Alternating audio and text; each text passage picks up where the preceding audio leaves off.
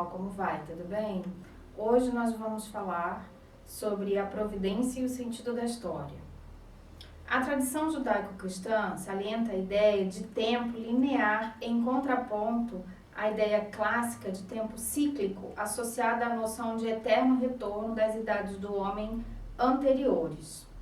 Segundo aquela tradição, Deus é o responsável pela inteligibilidade, finalidade, ordem e salvação. Portanto, havia, de acordo com esta doutrina, ou seja, a doutrina judaico-cristã, uma função escatológica no tempo, baseada no retorno de Cristo à Terra, sua ressurreição, no juízo final e na instalação do reino de Deus.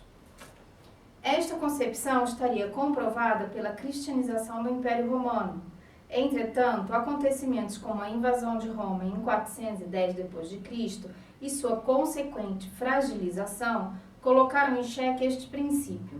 Foi neste contexto que Santo Agostinho propôs suas reflexões em A Cidade de Deus, para justificar que os desígnios divinos estão além dos acontecimentos mundanos.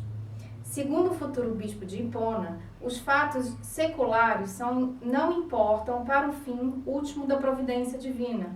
Ou seja, a história tem um começo e um fim. Nasce no pecado e na culpa, consuma-se na salvação e é universal porque é unida, controlada e ordenada por um único Deus para uma única finalidade.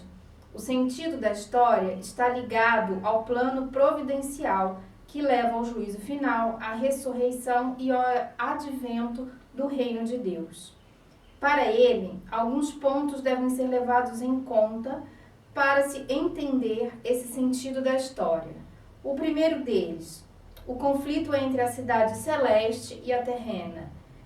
Em seguida, o conceito de peregrinação ou peregrinatio. A divisão da história em 6 épocas, a volta de Jesus Cristo à Terra. O conflito entre as duas cidades, a terrena e a celeste, é simbolizado pelas figuras de Caim e Abel. O primeiro, o algoz, o segundo, a vítima.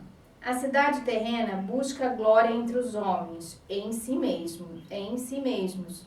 A cidade celeste glorifica a Deus e serve a Ele.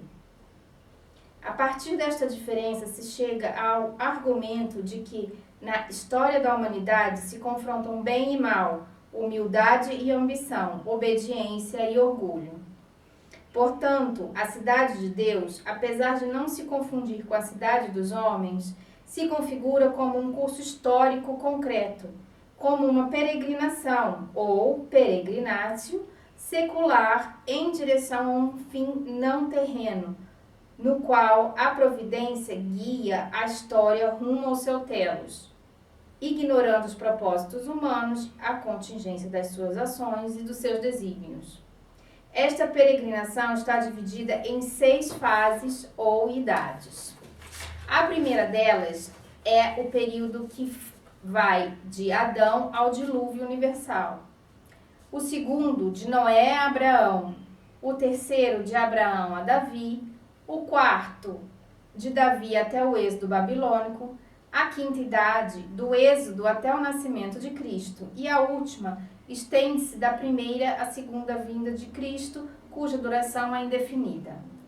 Outro pensador que elabora uma teologia da história que obedece a um sentido de história linear é Joaquim de Fiore.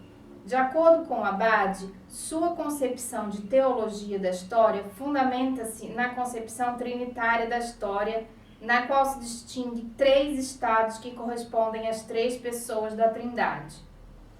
A primeira fase é a do Pai, aquela do Antigo Testamento e da submissão à lei, cuja extensão começa com a criação, chegando até Jesus Cristo. A segunda era é a do Filho, ou do Novo Testamento, da libertação, da graça e da consolidação da Igreja e de suas instituições, que seria a época em que ele vivia, ou seja, seria a época em que o Joaquim de Fiore vivia.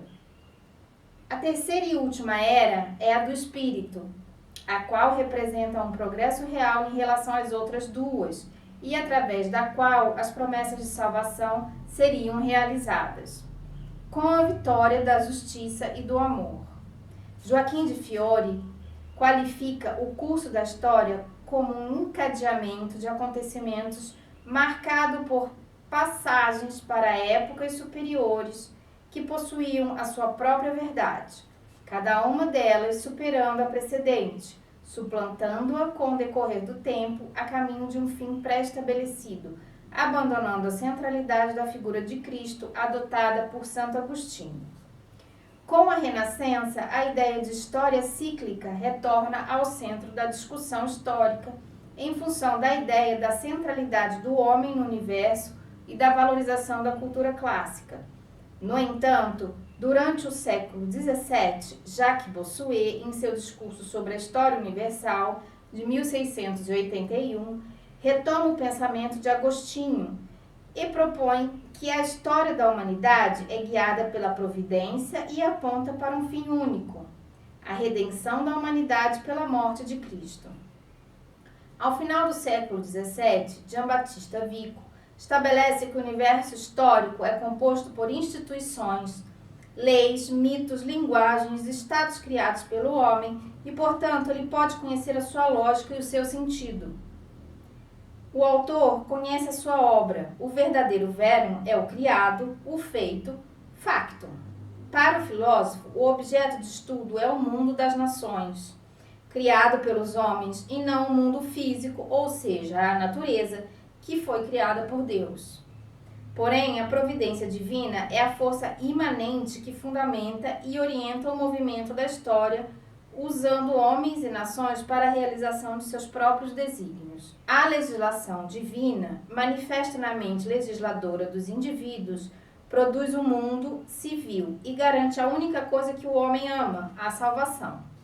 Com o decorrer da história, o homem continuará amando apenas a sua salvação. Entretanto, após o casamento, a vinda dos filhos, de entrar na vida civil, de fundar cidades e nações, ele estenderá esse amor às coisas conquistadas. Segundo o modelo histórico de Vico, as nações passam por 3 épocas ou idades. A primeira delas é a época dos deuses, teocrática, na qual os homens sentem sem compreender, acreditam viver sob o governo divino e tudo lhes é ordenado pelos auspícios e oráculos. A segunda época é a dos heróis, dos mitos e da imaginação, cuja característica essencial é o domínio das comunidades aristocráticas, dos gentios maiores que impõem do alto leis de origem mitológica aos plebeus. A terceira época é a época dos homens e da razão, na qual todos se reconhecem iguais por natureza e, portanto, conseguem fundar as primeiras comunidades populares e depois as monarquias. Para Vico, o tempo não é linear, mas cíclico. Desta forma, sua filosofia da história se fundamenta numa sucessão de corse e recorse. Ou seja, os acontecimentos do mundo das nações passam pelas 3 idades, que retornam ao início e recomeça a primeira idade após a dissolução da razão e a decadência da idade dos homens.